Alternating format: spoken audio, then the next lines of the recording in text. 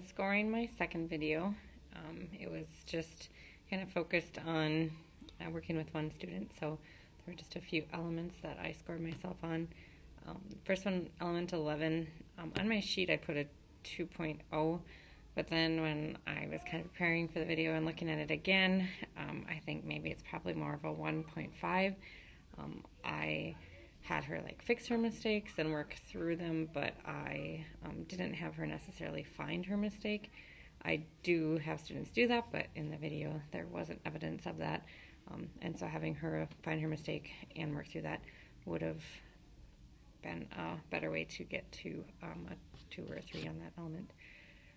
Then jumping to number 38, I gave myself a score of 3.0. The reason I did that is because when looking at the teacher evidence, I feel like my verbal and nonverbal actions when interacting with the student were showing that I care for them, I care for her.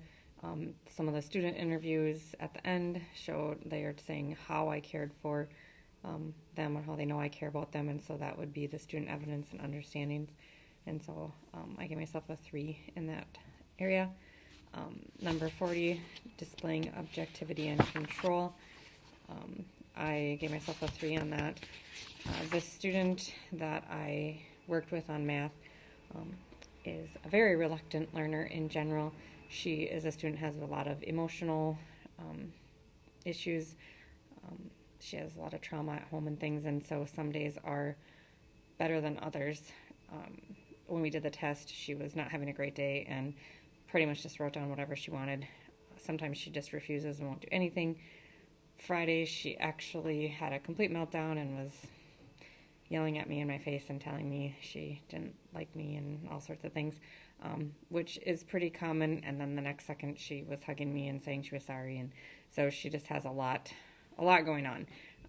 And so when I look at objectivity and control, I just feel like I really am able to show that, and that even especially with kind of that relationship that we have where she sometimes says some pretty inappropriate and hurtful things, and I feel like I'm able to move past that and really still show her that I care and be calm when I'm around her. The student interview also, the students are saying that they can tell that I have control of the classroom and things like that. So I scored myself a 3 in that area. Demonstrating value and respect for low expectancy learners. Sorry, just arranging my papers here. So I gave myself a 3 in that area. Again, just like identifying those students that are reluctant learners. Like I said, she is one. Letting her know that I do expect that she's going to keep working, and that I do care for her. I do give her breaks, and other students too, but I give her breaks when needed.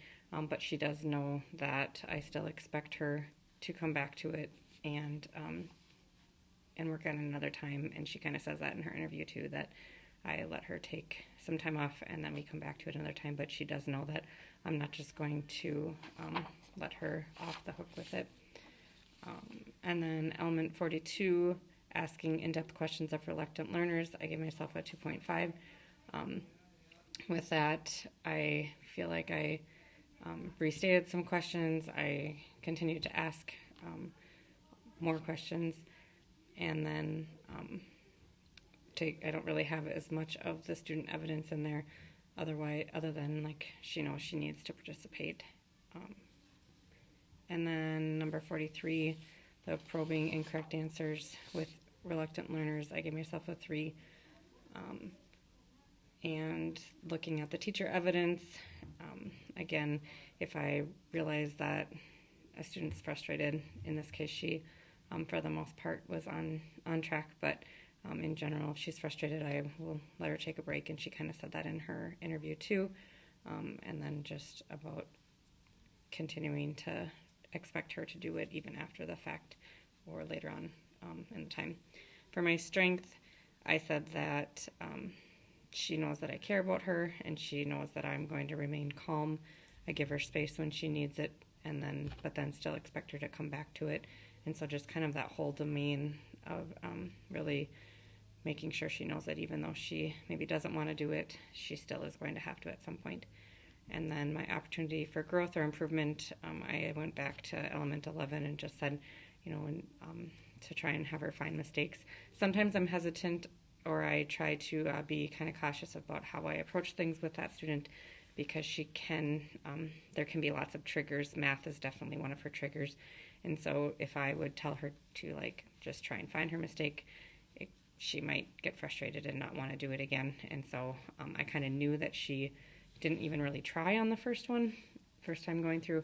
And so that's why I just had her completely redo them. And she was able to do them with only a little bit of prompting for me, or redirection or correction. So I could have had her identify them. I probably may have in a different situation, or depending on if I thought she had tried the first time and just made silly mistakes, but she really hadn't even given it much effort. So it's kind of my area that I thought I could change for going forward.